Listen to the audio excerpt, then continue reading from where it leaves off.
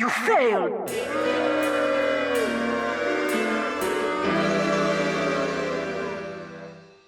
Alright. Don't look at me like that. I lied, okay? Is that what you want to hear? I lied. I thought it would be true, but it wasn't, okay? Look, it's on its way, but it's gonna be a little bit longer. It's still in the oven. Okay, on with it. Fallout New Vegas is often regarded as the best game set in the fictional location of Las Vegas. One such reason for this reputation is the game's reputation system. When the player commits too many crimes against a town or faction, they'll become vilified by that faction, making anyone associated with the group hostile to them. Normally, it is exceedingly easy to not make the grand majority of factions hostile. But what if that weren't the case? What if every single person in the entire desert hated you specifically for some reason? Today, that's the question we'll be asking.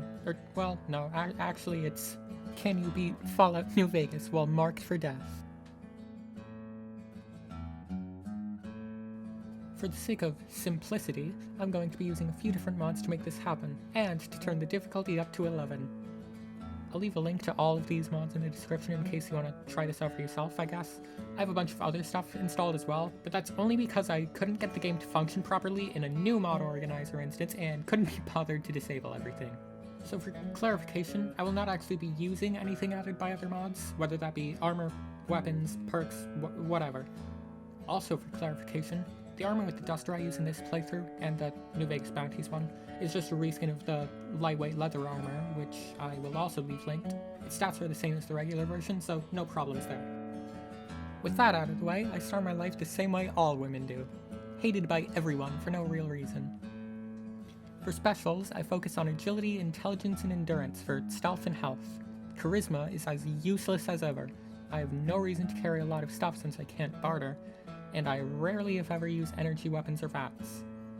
For tag skills, sneak, guns, and survival, as I expect actual medical supplies to be more scarce than food. For traits, skilled in Wild Wasteland. I know, real original. Daring today, aren't we? As I walk out the door of Doc Mitchell's clinic, I'm met with the confirmation that the mod is functioning, since Victor immediately declares that it's hog-killing time and opens fire on me, alongside another Goodsprings settler. I run around to the back of the house and flee to the south. I have to kill another settler and all his bighorners on my way out of town, but as I'm leaving, I come to the realization that the town will have a lot of stuff I can use. I have to kill Victor and the settler chasing me with a big iron on my hip. Victor tanks a lot of hits, but eventually he falls before me, allowing me to run back into Goodsprings, loot the bighorners for their meat, and head into Chet's store where I purchased some goods from him. In case you're looking away from the screen, I'll clarify that in reality I just shot him and looted all the food from his shop. I then did the same at the saloon. In their eternal hatred for me, Cheyenne, Trudy, Sonny, and an unnamed settler team up with their arch nemesis Joe Cobb in an attempt to kill me. Unfortunately for them, I managed to defeat them all. This is a good time to mention that I cannot tell if Marked for Death is actually doing anything. It doesn't really feel like I'm taking more damage than usual, but it's fine, I'm sure it's fine. I loot the saloon of anything that looks like it can heal me, which turns out to be nothing, and take a nap in the RV outside. I also find Victor's corpse clanking around in the location where he would normally spawn to drive up to the cemetery after exiting the saloon. Clearly, they do not expect him to be dead already. As I exited town to head to Prim, because I don't want to head through Deathclaw Town, I kill a few powder gangers at their encampment and level up. I take the Swift Learner Yeah, boo, I know. Outside of Prim, I use a laser RCW to melt 2 of the NCR troopers by the road. I temporarily use one of their uniforms to check and see if faction disguises function, and it seems they don't, which is good. Inside of town, I finished the job the Powder Gangers failed to by wiping out every resident of Prim inside the casino. I loot their bodies for supplies, but unfortunately it seems as though this was a wasted effort that only cost me a bunch of 9mm. I cross the Ivanpah Dry Lake to get to the Mojave Outpost, where I use a stealth boy and sneakily kill a few NCR soldiers. I hoped that the stealth boy and my sneak skill would carry me as I picked them all off. After a few kills, however, my dreams were shattered and I was detected, triggering combat with everyone who lived. Now, this is This is gonna sound crazy, but as it turns out, assaulting a military base with subpar weapons and subpar intelligence is a really bad idea.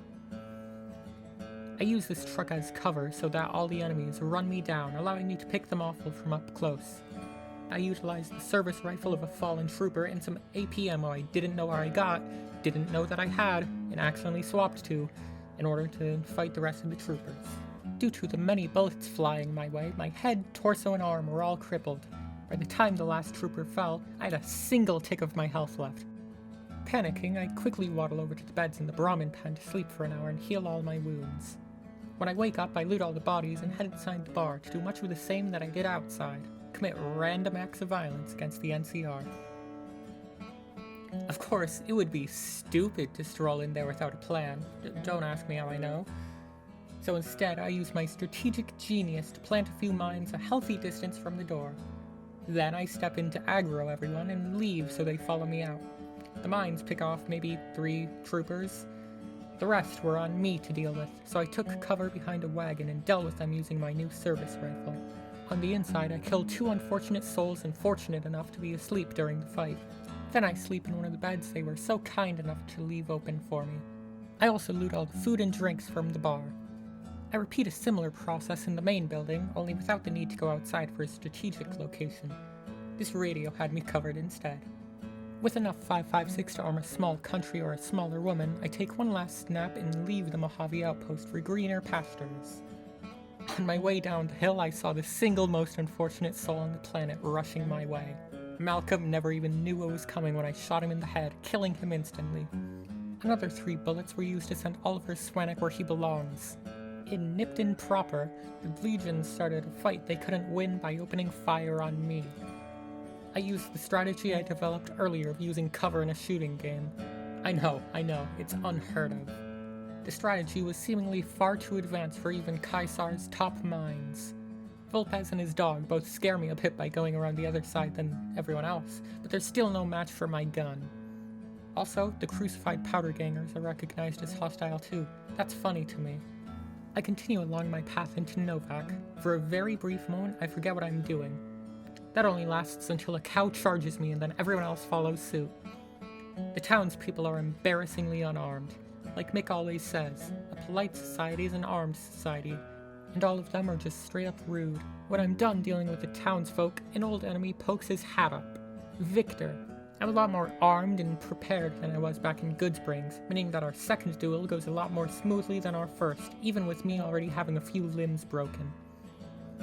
Victor's tin body hits the ground before you can say, "Next stop, Boot Hill." I claim my spoils, then deal with Manny, Boone, and any of the other survivors before continuing on my path to Vegas, and stop at the camp of the Lonesome Drifter, where a few Caravaneers open fire on me, and I take it out on him, then take his mysterious iron for myself. It comes in handy mere moments later when I come across the 188 Trading Post and turn it into the 188 Trading Post-Mortem by killing all of its inhabitants. This was the most difficult fight so far. I had no cover to utilize. This battle was just me in the open against a firing line of people who wanted me dead. God, this is just like prom night. Anyway, it ended up being not very difficult after all, as I managed to kill them all mostly unscathed. It was so not complicated that I had to check and make sure I was still on very hard. Remember when I just said that I had to check that I was on very hard? It turns out I've been on very easy this entire time. Suddenly, it all makes sense. I rectify this oversight immediately and backtrack back on track to Boulder City. The great Khans that tried and failed to kill me at the start of the game are located there, in the middle of a standoff with the NCR. At the door, Corporal Hayes talks to me. This really puts me on edge, so I shoot him in the face a few times to make the problem go away before going inside. Inside the ruins, I learn very quickly that very hard is, get this, very hard, by dying within 4 seconds twice in a row. My third attempt, I swapped to my grenade launcher and used that to kill them all in a few shots. I hope that the Great Khans will give me an easier time, but these hopes are quickly crushed when they take a full magazine each to kill. To solve this problem, I blindly toss some dynamite over a wall and finish off the weakened Khans with some rapid shots from my pistol. I also toss a frag grenade into the room with the hostages. They both live. When it comes to Jessup, I have an idea so dumb, so stupid, so astronomically insane that it just has to work. I individually drop a bunch of explosives outside his door. I plan to toss another stick of dynamite, walk in, then walk out, luring him into an explosive trap. Instead, I explode immediately, and respawn with all my dynamite gone. I try it again, and this time go inside first. I learn, however, that Jessup and his con pal are bugged into not attacking me, so I just shoot them while they stand there like it's only a minor inconvenience. I take Benny's lighter from Jessup's corpse and continue on my search for him. As I walk outside Boulder City, I'm confronted by an NCR mercenary and some troopers that are mad at me. I think they're from the Living Desert. I'm not sure. I didn't check. They weren't much of a problem. I also learned that even birds are considered hostile. That's very funny to me. Back on the road again, along the 188, I spot him. The Nuka Freak. He kills some other poor sop before he spots me, then starts chasing me down. My service rifle barely tickles him. I was caught woefully off guard. Thankfully, he found me in a very open area and I was just able to backpedal while shooting him in the head with a 9mm pistol.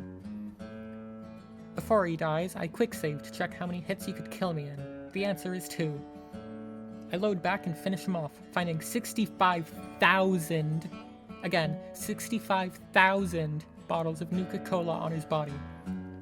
This was a super easy fight. I expected better from Nerva after everything I've seen him accomplish these past few years. I think this little celebration calls for a victory. I figure that the NCR at Camp Golf will have a good amount of supplies for me to loot. I attempt to sneak in with a .22 pistol in order to pick them all off quietly. Like my last stealth attempt, this goes rather poorly. One of the snipers spots me and opens fire. I run to another sniper tower for cover, expecting the entire base to come running at me. This wasn't the case. I managed to kill the rival sniper and his minigun-wielding dog without much issue, all while occasionally opening fire into the crowd of troopers that hadn't yet detected me. During the fight, a pair of contract killers run after me.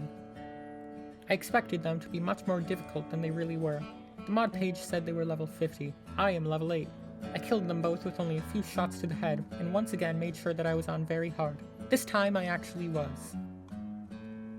The contract killer leader pokes his head up, so I intend on dealing with him too. After a few shots from my service rifle, I knock his gun out of his hands, making him pull out a grenade. As I keep shooting, I hit the grenade, blowing it up. This kills him, but also drains my health to 1 tick and breaks my head. I spend the next 3 minutes drinking from the lake before continuing my conquest of Camp Golf. I use 10mm spam to wipe out most of the troops, then finish off the last super mutant with my service rifle. I step into one of the tents to sleep off my damage, but I am unexpectedly swarmed by every enemy in the known universe. I die, naturally, but when loading the autosave I manage to push past all the enemies, who follow me back outside and start fighting amongst themselves. A group of the Bad Luck Wolves, NCR, Jade Company, and the Hellcat mercenaries from Fallout 76 all duke it out, while I take shots at them from behind a tent. When it's just me and one more merc standing, I whip out my grenade launcher and kill him while I, once again, have a single tick of health left, and no more stims.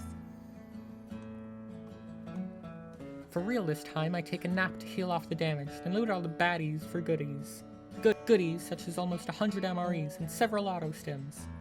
Inside the lodge, I'm killed by a veteran ranger in record time. On my second attempt, I get all the rangers to chase me to Hanlon's office, so I can pick them off in the doorway.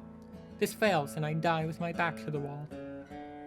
Third try, I do the exact same thing, except I drop a bunch of explosives at the door, expecting them all to funnel in again. They don't. This time it goes perfectly.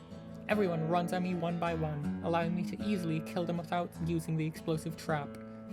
Everyone except the veteran ranger and his 2 pals, who I have to chase down and pick off with my service rifle. I take the veteran ranger's armor and helmet, as well as all of the food from the cafeteria. My first order of business when arriving in Vegas is to wipe a squatter camp off the map. My second is to slaughter a group of doctors for all their medical supplies. Unfortunately, it turns out that they had none, making this a colossal waste of my time and my very limited bullets. My next fight was at the Gunrunners. One of the guards attacked me while I was trying to go to Freeside, meaning they'd all pay the price. Due to their good armor and gooder weapons, they were a bit difficult to kill. It took me 8 different attempts to do so, in fact, but eventually I prevailed and learned something. The Vendertron isn't hostile to me. I thought about what to do with this information. whether it would be okay to use the robot or not. After a minute or so of consideration, I decided it would be fine, so I sold a bunch of trash and bought an anti-material rifle. Anywho, I spent the next few hours trying and failing to get B42 optics to work again after updating it. As I was there crying and screaming and sliming and snotting in frustration, I realized that when I also updated its requirements, I accidentally put them in the main New Vegas folder instead of the data folder. I'm the smartest person on Earth, I swear. Finally, in Freeside, I spent a few minutes killing some locals that attacked me, including Rick and Mouth. I steal all their belongings and sell them to the robot for a few more bullets. These two children also attack me with knives, and since I'm not a weird freak who has the Killable Children mod installed, I'm just a regular weird freak, I can't do much about it. I use my anti-material rifle to wave goodbye to the heads of the Securitron guards in Old Bend before entering the strip. I then swap to incendiary rounds to kill the Securitrons more easily, and explosive to put an end to the crowd chasing me. Hi, this is Editing Parable. Embarrassingly, it turns out I forgot to record the next few minutes. Remember when VoiceOver Parable mentioned being the smartest person in the world? Yeah, VoiceOver Parable was being sarcastic. Just so that I don't have to skip over a super important part of the game, I'm just gonna fill in the blanks here with a recreation of the events to the best of my ability. I just decided to cheat and used God mode here, but I swear I did it legitimately the first time. Up until me using House's elevator is the reshot video, me actually killing House and everything after that is the real gameplay. It's a little bit funny that I had to do the same thing in my first ever New Vegas video. Hopefully this never happens again. But on account of myself, a gameplay parable, and voiceover parable all being stupid, it probably will. Okay, back to voiceover parable. In the tops, I die multiple times on account of having no more stims and very little food. After killing the few of the mob trying to kill me, I take the elevator up so I can loot the 4 vending machines for some drinks to heal with. This works well. Going back downstairs, I use another few explosive rounds to kill the guards by the elevator. I sneak up on Benny with a stealth boy, and for the first time it works, allowing me to delete him and his 4 guards with a single shot. I sneak over to his body to loot his items, notably the platinum chip and Maria, the latter of which I use to clean up everyone who thinks they can take me, in a fight. I talk to Yes Man in Benny's room about taking over New Vegas for myself. He gives me a list of tribes to kill and tells me I also need to off House to make it happen. At the Lucky 38, I have to kill Victor and his friends in order to ride the elevator up to the penthouse. I use the Platinum Chip's access codes to enter Mr. House's secret room and take the elevator to his hidey hole. I open up his cryopod and use a 9-iron to kill him, since a man chooses, slave obeys, all that jazz. With House dead, I take a nap in the penthouse bed to heal. All of his remaining robots are non-hostile to me, but I use a 22 SMG to plink them all to death anyway. I tell Yes Man to meet me at the Lucky 38 to take over House's network, but rather than do that right now, I deal with the remaining tribes I need to kill. First, the White Glove Society. I enter the Ultralux and intimidate them into attacking me at the door. Thankfully, none of the White Gloves have guns. The people who do, the Gundersons, strangely don't attack me. Mortimer drops dead without a problem. Marjorie, on the other hand, is backed up by a few dozen or so other people running after me with their fists. I take pot shots into the crowd until I get the notification that Marjorie is dead, then leave the casino. Next, the Omergas? The ones that run Gamora.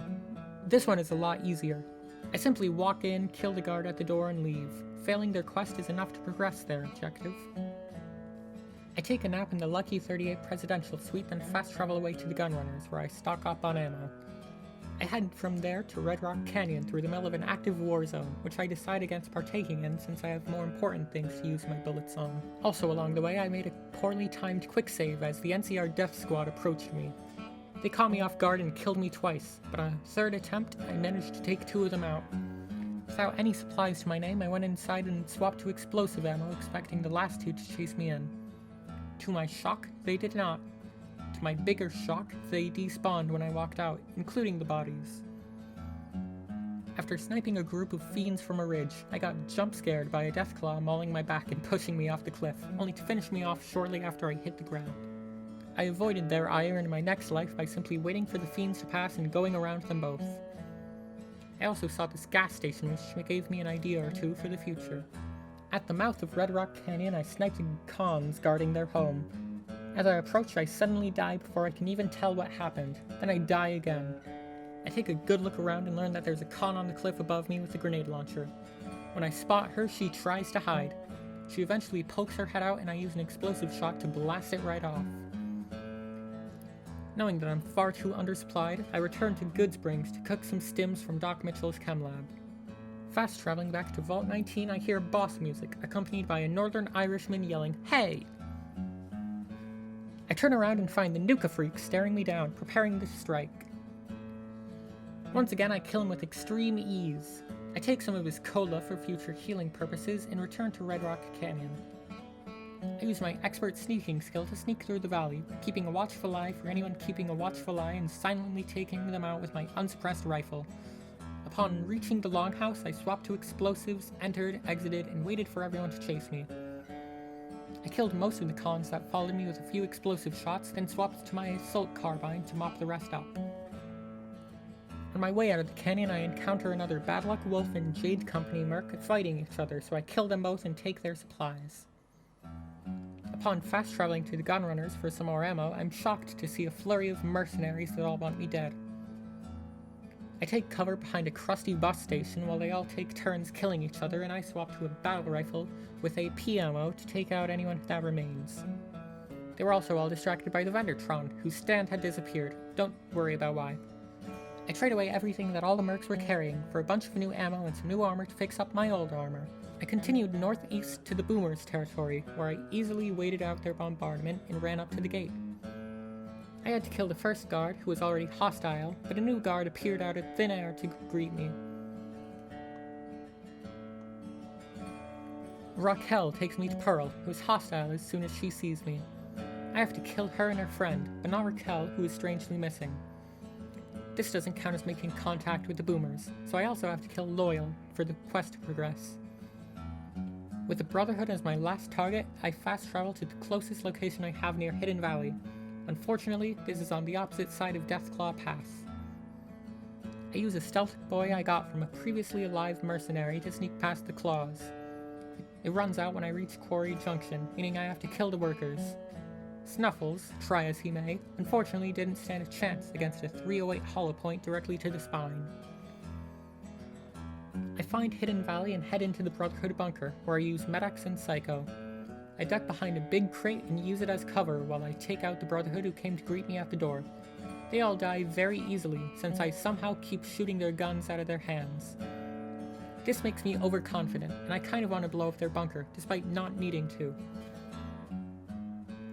I head inside and shoot Ramos at the door, which alerts everyone to my presence. I use the stairs as a funnel so I can shoot them all as they try to chase me. It goes very well.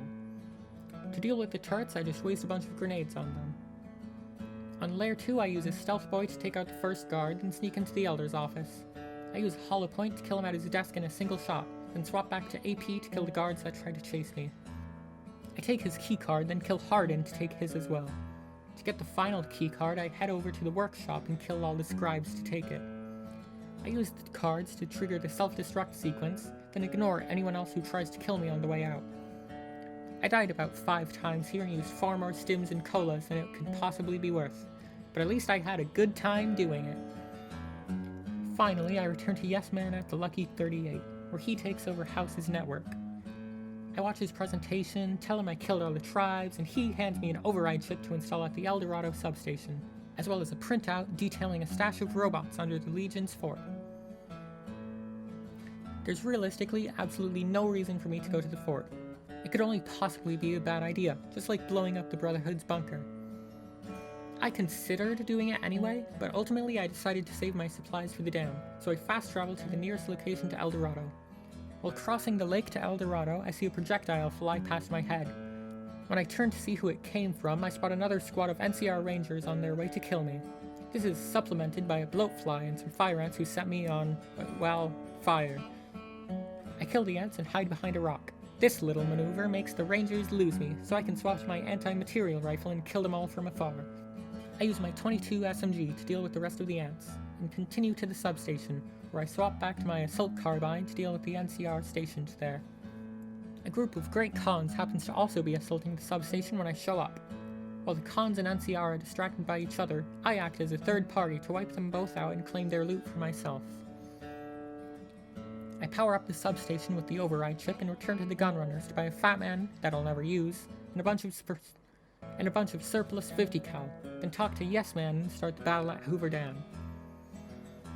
As it turns out, the surplus ammo is the best investment I could have made here. It seemingly does the same damage as regular 50 cal, and I was able to buy hundreds at once. It only takes one, rarely two, headshots to kill the NCR troopers, Khans, and legionaries, separating me from the control room. The Securitron pal assigned to me is also registered as hostile, but doesn't attack me, so I keep him along for the ride as I push through the dam. I install Yes Man into the dam's network. He tells me to blow up the dam so the NCR can't use it, so I do.